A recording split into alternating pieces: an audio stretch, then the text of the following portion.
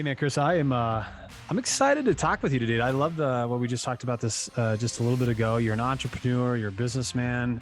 You went to Clemson, by the way, kind of an awesome school right there. So congratulations on that, dude. Thank you, man. Go Tigers. I was actually there when we won the national championship. No Um, way. yeah, absolutely amazing. I was downtown Clemson, and if you don't know much about downtown Clemson, very strict on drinking. You have to be 21 to go to a bar there. No open container, but for the night of national championship, it was just free reign, open container. I mean, it was unbelievable time, and one I'll remember forever. So I'm a big college football guy still, even after graduating. Absolutely. How could you not be, man? That is awesome, dude. Yeah. Wow. Love it. I love hearing those experiences. Those are the memories that you'll always have. And the fact that you went ahead and did that and were a part of that event, man, that is super cool. Yeah. Thank you, man. It's cool too. And the Clemson family's real. Dabo Sweeney, he's built an incredible program there. I've been fortunate to meet a couple football players throughout my time there, and like he's just built such a solid culture and family, and that goes back to business too. I mean, if you can build a business or a culture like that, that's how you win, is winning through culture. Well, speaking of culture, one of the things Yeah. that you're creating in your life here is a culture of excellence. You've got a great podcast called the Next Level Mind Podcast, which congratulations. Fantastic job on that. Thank you. Yeah, I've been doing it for about 3 years now. I'm sure you can agree. Being a podcast host is a ton of fun. You get to talk to so many different types of people. So Yep, absolutely. And it's a little bit therapeutic too, right? You get to bring up some of your issues and the things that you're struggling with when you get great guests on. So I'm really excited to dive into our show today because you've got a great background in helping people either negotiate stuff or getting even in the front door, have the conversation, talk through things, getting leads. I'd love for you just to kind of give everybody, our group, a little bit of your past and where you're at right now presently. Yeah. I'll start that story growing up. So I grew up very middle class. I grew up in a nice area, but very middle class. My parents made some, very big sacrifices for me to live in a great zip code. At one point, my dad worked 3 jobs, so I saw like very strong work ethic at an early age. But because of kind of the middle class background, I started working on my own at an early age as well. I remember being 12, 13 years old, going door to door, ask people if I could cut their grass, do odd jobs around their house, just anything and everything I could to make money. So I've always kind of had that hustler's mentality of, hey, if you want something, you got to actually put the work in to go get it. That led to me going to high school. Last thing I cared about was school. And my first big failure at least, came when I was in high school, my junior year. I tried to get into college, went to the guidance counselor's office. They're like, hey, let's run some simulations here, run some tests, see what you're doing, put in your SAT score, all that stuff. And the guidance counselor comes back. She's like, hey, so you actually have a 0% chance right now to get into any four-year university based on your grades, your SAT, your ACT, because literally the last thing I cared about was school. Wow. I mean, I was making money, I was working, and I was hanging out with all my friends. That's it. And so that was kind of my first realization of like, all right, like if you want something, you got to really put in the work to make it happen. And my behavior and my goals weren't aligned, right? I wanted to get into school. I wanted to get into a 4-year university. That's not for everyone, but that was my thing. And that was when I first realized, hey, you can have goals, you can have dreams, but you have to make sure your habits and behaviors are aligned with those goals. And so ultimately that led to me just doing everything I could to get those grades up. It's been my first year at the College of Charleston. I like to say my dad actually knew some folks there, just being in that area. And so I feel like I wouldn't have made it in there if he didn't know some folks. Ended up transferring to Clemson actually on a state scholarship, just based on the good grades I got.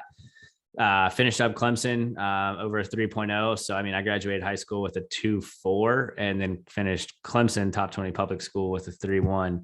And then I've been in sales, business development, relationship building for the past, 4 or 5 years. Been doing the podcast for about 3. Do some speaking engagements about, how to put yourself out there, how to set goals, the importance of personal development. And then also I dabble a bit in the coaching space as well, mainly coaching folks younger than me. I'm not working with anybody, 30, 40, 50 years old. It's mainly, fresh out of school, how to really master that transition from college level to the workforce. That's awesome, man. Good. Yeah. You found your avatar, you found your path. And I think it's awesome that you're following it, dude. You kind of shared with me one of the things you're really good at, and you've developed this, is your discipline. And we talk oftentimes on this podcast about like how important discipline is and how important it is to be congruent in your life. share with us, like, what was it like for you to develop discipline in your life in order to go and achieve these goals that you had in front of you? Yeah, yeah, absolutely. So I've always been intrigued with the stock market and how compounding interest works. And I'm like, all right, compounding interest, right? 9, 10% every year. Well, the same thing works with your habits in your life. So discipline is something that is learned over time, right? And I think the more that you can honor your commitments. So, hey, I'm going to go to the gym tomorrow morning. I'm going to drink a gallon of water tomorrow. I'm going to read 5 pages, whatever it is for you. The more that you can honor those commitments, the more that you're telling your brain that you're somebody who sticks to your commitments. So think about picking up the toothbrush every night, at 10 p.m. right before you go to bed. It's just so natural because you've told your brain, you've told your mind, hey, that's what I do right before bed. I brush my teeth. That's what I do before I go to work, brush my teeth. You need to cultivate that same type of mindset when it comes to like going to the gym, reading the books, those habits that you need to do. And so that's my mindset right now, but I adopted it by just really studying successful people, interviewing people on my podcast, reading books, watching interviews from folks who have built, 7, 8, 9, 10-figure companies. And I realized one trait that everyone has in mind that's done well is the trait of discipline. And so I think if you can be disciplined, doing the work, even on the days that you don't feel like it, that's what's going to separate the good from the great. Right now, I'm very thankful and grateful to be on this podcast, but it's 5:30. I had 8 meetings today. Yeah. Majority of folks would love just to go crack a beer right now and sit on the couch and watch Netflix. Sure, I do that, but I honor my commitment by saying, Josh, I'm going to be on your show. I'm going to give it my all. I'm going to bring the energy. And at the same time, this is cultivating discipline, because if I can perform on this podcast like I want to and like you want me to, even after I've had 8 or 9 meetings, imagine what you can do on the days that you really do feel like it. Yeah. Couldn't agree with you more. One of the things we talk oftentimes is about building these integrity moments in your life, because a lot of the times is you want to go do something. First of all, you don't have a lot of faith in yourself especially when you're first starting out, but then also you just don't really believe in yourself because you haven't built those integrity moments because you've continued to let yourself down. And that's exactly what you're talking about when you have discipline in your life, is this ability to prove to yourself time and time again that you are capable of doing those simple tasks or those meaningful tasks that are going to get you closer to your goal. So I love that. I mean, you talked about you haven't missed one day working out this year, and we're like 260 days into the year already. You've only missed one day of reading through the entire day. I mean, year. Those are really pretty awesome, consistent things that, as you talk about, they continue to stack on each other, and it gives you confidence to do even greater things. Yeah, absolutely. And I've missed one day at the gym, and I'm so mad that I missed it, because I was down with my wife on a trip to Miami for her company awards trip. And our flight out was at like 3 p.m. And I was like, you know what? I have so much time this morning to go to the gym, but you know what? I'm just going to relax and chill. And I did nothing for like hours. And then our flight got delayed. I ended up getting back at like 11 p.m. and just didn't fit in the gym. And I'm like, oh my God, I had like 8 hours to go. Why? And so I still beat myself up for that. But yeah, man, to your point, it's just stacking on top of each other. And the ROI is huge. Well, one of the things you did in a position that you held was you worked with a lot of Fortune 500 clients, and your job was to get them committed to something, right? A product that you were selling or something that that was a part of your company. I'd love for you to share with the audience, because we've got a lot of entrepreneurs. We've got a lot of people that they're always looking for leads. They're looking for those qualified leads, but they also need to know, like, how do I have conversations, or how do I overcome objections, or how do I negotiate better? I'd love to know some of those stories and what are the tactics that you used in order for you to be really good at your job. Yeah, absolutely. I think when you're first starting out, whether you're first starting out in sales or running your own company, whatever the case is there, right? You're starting at zero. So prospecting is going to be your number one best friend. Yeah. And that's really what I suggest to get started. I mean, spend as much time prospecting, going online, listening to podcasts. Referrals are going to be big. So that's how I got in the door with a lot of these companies. But I think when you're actually presenting to CEOs, I sold IT staffing solutions to a lot of Fortune 500 companies. And then right now, outside all the coaching stuff and podcast stuff, I sell advertisements to a lot of Fortune 500 and Fortune 1000 companies directly to the CEO level. And what I found is that I used to be so terrified to talk to these CEOs, right? I used to put on this fake demeanor of like, well-cut suit, too buttoned up. And I realized after doing this for, 3-4 years, that these CEOs, even though they're running Fortune 500, Fortune 1000 company, they're just like you and I, right? Yeah. They have families, they play golf, They have beers every now and then. They travel. I mean, just like everyone else does in this world, right? They struggle with habits. They struggle with some of the same things you may struggle with. So as I started to realize that after about, a year in, things really just started to explode for me. I mean, I was setting records on the sales charts, all this stuff. And it came to just being personal in the relationships. So a big advice I have is, especially if you're talking with business owners, CEOs, is just be you, right? And I'll come into these meetings and just be me and just be relaxed. And people like doing business with people that they trust. And I think people can also sense if you're being fake. And another thing I think is just being confident. And confidence comes, in my opinion, from three things. One, confidence, knowing your product, knowing your skill set, knowing you. It comes from congruency, right? Acting in congruency with what you actually enjoy doing, right? You can't sell a product or a service that's not congruent with what you value. And then the third thing I think that helps build confidence is actually curiosity and enjoying connecting with people, right? I love having conversations with people. And if you can do those three things, especially the first one, developing your confidence in your product, your skill sets, your abilities, confidence is going to be exuding through you, and people can see that confidence and that energy. That's awesome. I want to kind of go back a little bit. Yeah. This idea of being yourself. A lot of people don't even know themselves yet, though, right? They don't they haven't discovered their voice, so to speak. Any ways and ways that you were able to kind of discover who you are and what your best techniques were and your best authentic self was, and maybe even your voice in those moments? Is there anything you did consistently or trained yourself to do in order to help yourself figure that out?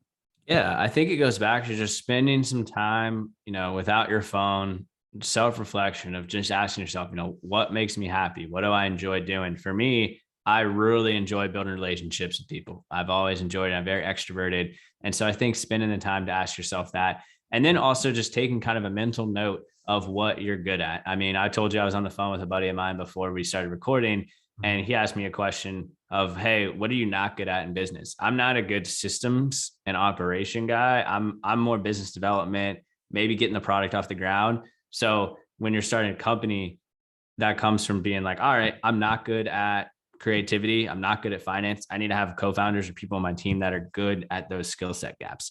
But I think self-awareness comes from constantly asking yourself these questions. I think a lot of times people ask me like, oh, like, did you just have one grandiose moment where you just figured it out? It's like, no, daily questions that I ask myself, in the morning. All right, what's my goals for the day? What's going to make me happy today? What do I value today? Right. It's not just a end all be all. Let me just go on this 6-hour hike and then I'm going to figure it out. It's like self-awareness comes from daily practice. So I think it's important to ask yourself those questions daily.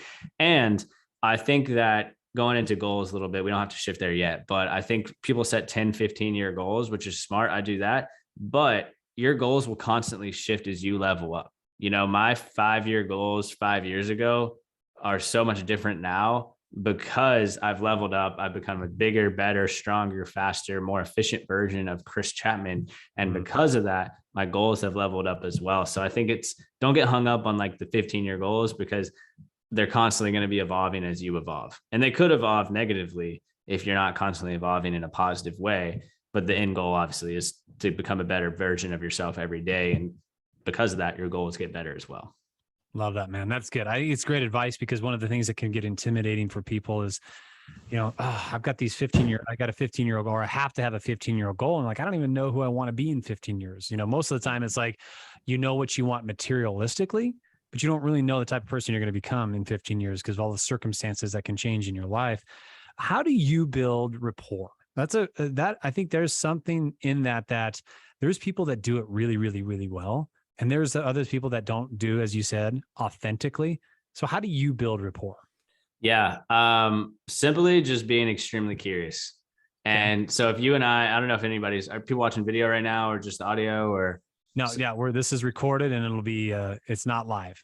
Cool. So if people are watching the video, Josh has, some hats behind him, some cups, some shirts. So my natural question, if we just hopped on a Zoom meeting and say, hey, Josh, there's some cool hats behind you. What's the story behind it? Right. Yeah. Use the background, or, hey, that shirt's pretty cool. What brand is that? Right. And then asking people just curious questions about them and continue to ask questions about them. Everyone loves to talk about themselves. Right. Yeah. And majority of the time, these people that you're meeting with, they don't have anybody else to talk to about all this. Yeah. Right. Nobody's taking the time to ask them these questions. Their spouse could be really busy getting things done during the week. They probably didn't ask them a lot of questions. Their colleagues, like, work is very busy, right? Especially if you run your own company or you're CEO. So you can kind of break that narrative by just being very curious. And I was at a networking event the other day. This is actually in the springtime. And I went there knowing like one person, and I ended up talking to probably 25, 30 people in the room. I called a buddy that was there about a month later, and he's like, "Hey man, that was a fun event." He's like, "I didn't realize you knew so many people there before the event." And I'm like, I just knew you. And he's like, he's like, "What?" He's like, "How'd you talk to all those people?" I was like, "I just started asking questions about themselves." Yeah. Right. And so 3 questions I kind of like to use if you're at a networking event is in person, is wherever the event is. So like I'm in Charlotte, North Carolina. Let's say I go to an event, 15 minutes away. First question I'm going to ask somebody is, "Hey, this event is at this location. Do you live near here by chance?"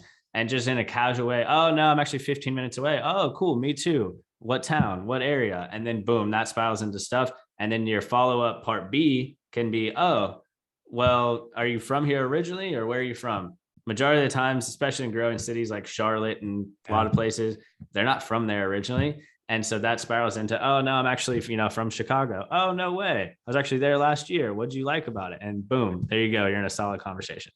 My next question is seasonal. So if you're in spring or summer, ask, "Hey, the weather's getting warmer. Any trips coming up soon?" And usually they'll say, "Oh yeah, actually just went on one." Or, "Oh yeah, July 4th, we're going to the beach." "Oh, do you usually go to the beach?" "Yeah, we've had the house for a couple of years," blah, blah, blah. Boom, you're in a conversation. If it's fall or winter, you can say, "Oh, holidays are approaching. Like doing anything fun?" "Oh yeah, the in-laws live here." "Oh, do you go there every year?" "No, last year we actually went to my parents' house." "Oh, where do they live?" Boom, boom, boom. You're in a conversation. So that's what I like to ask. And then the third kind of icebreaker question I like to ask as well is just, "Hey, how's it going? My name's Chris." And then naturally in a curious voice, "Any highlights from your week so far?" And boom, what that does is just like, "Oh yeah, yeah, I did this, played golf, set a new meeting, closed a new client," whatever it is. And that also opens up the door to them naturally to start talking about what they enjoy. So if you ask me any highlights of the week, I'd be like, "Oh yeah, I just caught up with a good friend of mine, scheduled a meeting with the top client I haven't worked out, scheduled a tea time for this weekend. I like friendship, I like golf, and I'm in the business of sales," just from that one question. Yeah. And so, yeah, that's why I love it. And then next thing on the networking is when you go into an event, the best way to go into an event is right when you walk in, immediately say hey to 3 people, 3 separate groups of people. And everyone looks at the first person who walks into the networking event of like, who's this individual that just walked in? It's just naturally how humans work of like, who's this person? So as soon as you walk in, go up to the first group, just say, "Hey, in this case, my name's Chris. I just got here. Just wanted to introduce myself to you. You're the first group I saw. I'll come back around later, say hello. Just wanted to introduce myself." And then immediately go to the second group and then do the same thing to the third group. And everyone that just saw you walked in just assumes, wow, this guy just knows everyone here. And then everyone's going to start coming up to you to talk to you. That's brilliant, dude. I love that. That is really, really good. And it helps people like, I think one thing that we as business owners, as salespeople, as entrepreneurs, we have a tendency to be a little bit introverted when it comes to big events. I know I can't say how many people I know that entrepreneurs are like, "I'm actually kind of introverted." It's like, okay, well, but you're in sales or you're trying to grow your business. So we got to go have conversations. And when they go to an event, they have no concept of like, you've got to go meet people. We got to go make new contacts. And so this is an awesome way to do that, dude. Kudos to you on that. Yeah, just ask questions. That's all you need to do. If you say it with the proper tone, like if I'm like, "Josh, where'd you get that shirt?" You're like, or like, "What brand is that?" You're like, "Oh, this guy's pretentious." Yeah, don't do that. but if I'm like, "Josh, that's a cool shirt, man. What brand is that?" Just curious. So you're like, "Oh, he means pretty well." Yeah. Launches into it. And so for those out there, like you mentioned, that may be introverted, don't really like networking, just go up, start asking questions. I like to use like the 90-10 method, 90% questions, 10% nodding, maybe saying something back so they can get you to know you a little bit, and then keep asking questions. That's awesome, man. Great advice. So we've got the setup. That's really great. But what happens when you have objections? What happens when you're going in there and you're trying to help and provide a service for them that you know that they need? You think this is a great product, you believe in it, all these things that you talked about, but you have these objections. How do you walk through and try to overcome objections that you receive? So I think at the end of your pitch, whether you're pitching a product, a service, whether it's to a venture capitalist, an angel investor, I know you could talk about that forever because that whole arena is just crazy. But Yeah. whatever it is, whoever you're trying to sell to, at the end of it, I always go, perfect. Well, hey, from a 1 to 10, 10 being this is the best, let's sign right now. 1 being please walk out of this room or close this laptop. Where are you at on that scale? And everyone, just like you did, starts naturally kind of laughing a little bit just because it's a nice icebreaker. Yeah. Usually they say 5, and then your next question can be, oh, nice. Well, what would get you to a 10? And then that opens up the door for them to actually give you real rejections, because I think majority of rejections and objections are just smoke screens for not them wanting to give you the real answer. So if you don't do that, a lot of people be like, not interested right now. That could actually mean they don't have the budget right now. But then if you say, hey, 1 to 10, where are you at? 5. All right, how do we get you to a 10? Well, not at a 10 because I don't really have the budget for it right now. And then that goes into question mode, just like at the networking. Oh, okay, you don't have the budget right now. When do you plan your budget? Is there any flexibility? Because there's some on my end. And then that opens up the door. So that's kind of what I like to do. And just being like very transparent with it too, not coming off as that used car salesman, using the word help a lot. Hey, listen, I started this company that does X. We really just want to help you out. Let's try to meet in the middle here. What's kind of the real reason why you're not interested? And just being genuine about it. People like doing business with genuine people, right? And you're going to get like 1 out of 20. That's just going to be like, not interested. Sorry. Not interested. Sorry. And you're like, all right, that's it. Finish that prospect out and go look at somebody new. Don't spend your energy on a prospect that's like not going to buy, Yeah. How do sales is tough. And there's a reason why there's a reason why very few people are really, really, really good at it, right? One is because they don't study their craft and they don't put the effort and the time into it. But part of it is just because it is so defeating, and a lot of people don't like to live in that defeatness. I'm curious for you, like, do you do things to fill your cup? Are you just naturally good at like, hey, listen, I can handle a rejection. I've done it for so long. It doesn't really bother me. Like, what type of a personality do you have in order for you to be such a successful salesman? Yeah, I think it all goes back to gratitude. Thousands of people, I don't know the exact stat, but thousands of people die a day, which is kind of dark to say. But so if you're alive right now, you're listening to this, you're starting a new day, like be thankful that you're alive on this earth. And so I have that gratitude instilled in me, which helps out because when bad things happen, like rejection, you're like, hey, at least I'm alive, at least I'm breathing. I also, in the morning, I write down 5 to 10 things I'm grateful for, getting myself in that gratitude-based mindset. And so during the day, my cup is already so full from my morning routine, and especially the gratitude part, that when these rejections happen, or, a client backs out of a deal, whatever it is, or, if you're starting a business, a venture capitalist backs out, bad stuff happens every day, whatever it is, your cup is already so full that it doesn't drain it that much. And also look at each one like a learning lesson and get better and better every time. In sales, if a customer says no, I like to say, all right, well, this company didn't work out. What could I have done better? What could I improve on? Why did they say no? And how is this going to make me a better person? And I've had some situations too, where like we have upset a client, maybe because we didn't follow through on something like we should have. I mean, it's the name of the game in business. You're not going to always give your clients 100% of their expectation. Yeah. And I've had some tough ones recently, just on a lot of moving parts. And I've been kind of like, oh man, this sucks to have to deal with, but it's like, no, this is awesome because I'm going to learn how to solve these tough requests. I'm going to learn how to put out some fires. And so as I grow in my career and my business, these things are going to look like a piece of cake as I come down the road. Love it, man. That's really, really good. So we've talked about confidence. We've talked about discipline. We've talked about overcoming objections, how to have conversations with people. One of the things that you do a great job of when you are coaching people is also helping them set goals. Let's talk just real briefly on goals and the importance of them and how you help people set them, identify them, and even get to accomplish them. Yeah, absolutely. And you can see behind me, I got the whiteboard with all the goals, the month goals, the week goals, the year goals. So I'm big on that. I first think it goes back to what you mentioned earlier, Josh, about self-awareness, right? Having your goals around what you actually value, because it's much more motivating and it serves your intrinsic motivations. So for me personally, I have goals around the 4 F's, faith, family, finance, fitness. And I've set goals around those 4 F's. I'm sure a lot of your listeners have heard those 4 F's. It's kind of a classic phrase. And so that's where I'd really start to say, before you even pick up the pen, before you even pick up the paper, ask yourself, what makes you happy, and just spend some time brainstorming about what you want your life to look like, and then start setting the goals around that. And so before you even pick up the pen, again, have that self-awareness. But for me, I like to start out with yearly goals, right? What am I going to do this year in my career, in my business, in my personal life, in my fitness, and then just break those down into monthly goals, right? It's reverse engineering. If you want to make $100,000 a year in a side hustle, all right, that's $8,000 a month. All right, now what do I need to do per week to get that? All right, that's $2,000 per week. All right, what are the systems and processes that I need to put in place to make that? So a lot of it's just reverse engineering and constantly tracking it. I mean, I'm looking at my yearly goals every single day. I'm looking at my monthly goals every single day. I'm looking at my weekly goals.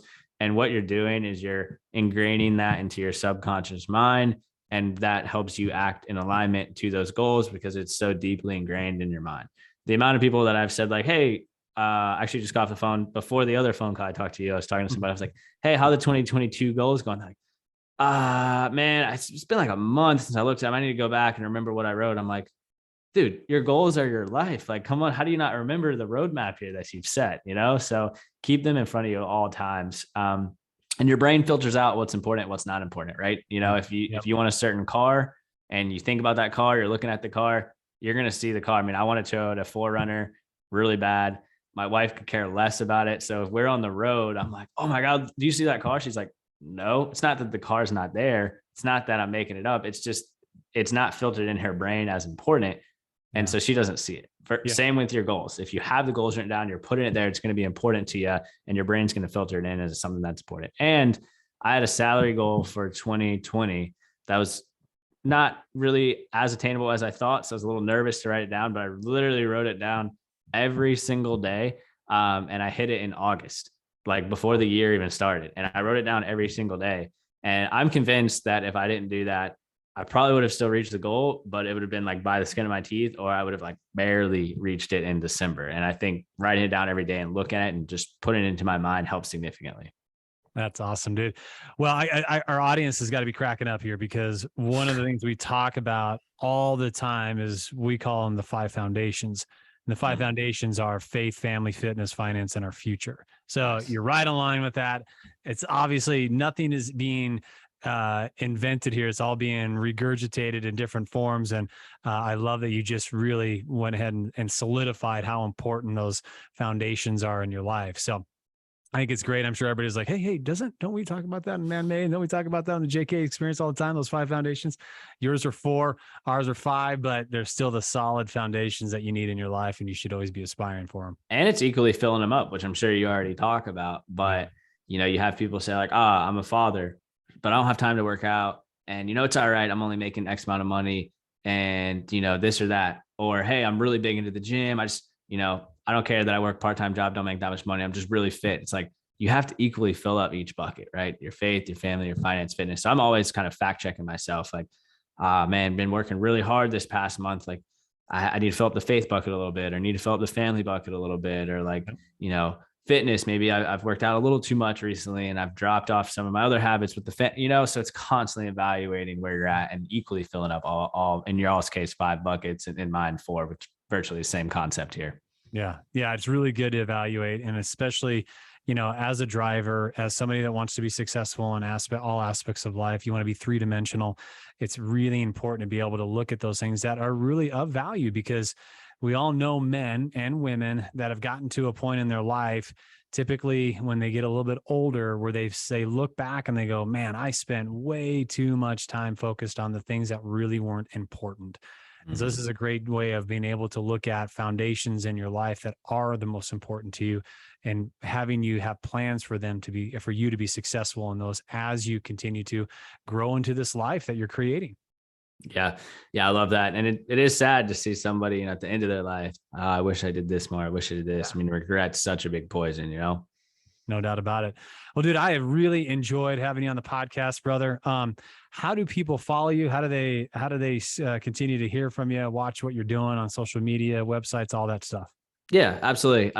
Chris Chap is a good place to find me. And that'll link just directly to my website because I got it in my bio on Instagram. So Chris Chap, and then LinkedIn. You can type in Chris Chapman Charlotte on Google and it'll show up. Okay. But if you type in Chris Chapman on Google, that's a very common name. So there's hundreds of us out there. I'm probably the best Chris Chapman, but there's a lot of them out there. So Love it, man. Awesome. And you've got a podcast too, talking about this podcast, Next Level Minds. Yep. Yeah, that's it, man. We've been doing about 3.5 years, guest episodes every other week. And then got every third Monday, do a Motivation Monday topic about all the stuff that I was just talking about: networking, goal setting, personal development. So definitely be on the lookout for that. But yeah, man, really excited. Love doing the podcast, and always looking to share episodes and stuff too. So love it. Awesome, man. Well, it's been a pleasure having you on the show, brother. All right, you guys. Hey, listen, there's not a price of admission to this, but what you have to do though, you have to go out there and share this, because I know there's somebody out here that needs to hear this message that Chris brought to you today. And of course, go get on his podcast, listen to what he has to say. He's got some great content. I loved what we heard about those objections. I loved what he talked about with mindset, and of course the importance of goals in our lives. So love you all. Have a fantastic rest of your day, and we'll talk to you soon.